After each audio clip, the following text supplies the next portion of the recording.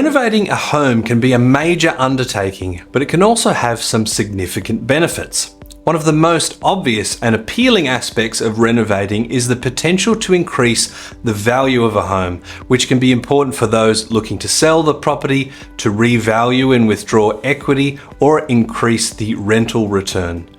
In addition to increasing property value, renovating can also provide homeowners and their tenants with a more comfortable and functional living space.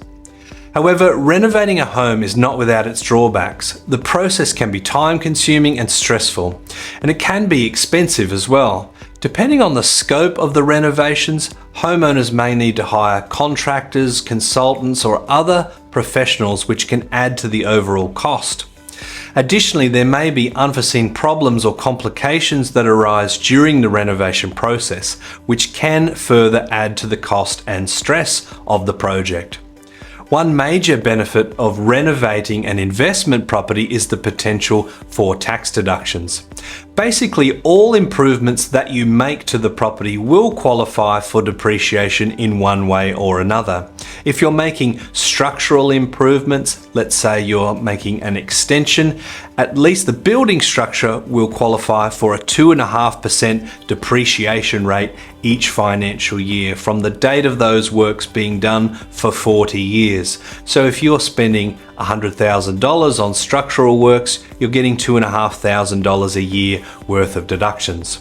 When it comes to plant and equipment items, as long as they're installed ready for use brand new for the tenant, you'll be able to claim a much higher rate of depreciation on those items.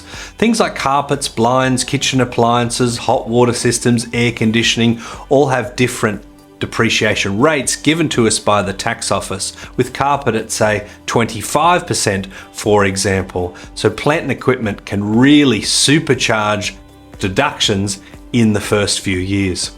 Keep in mind though, there are some items that won't qualify for depreciation deductions and may need to be treated in a different way with your accountant.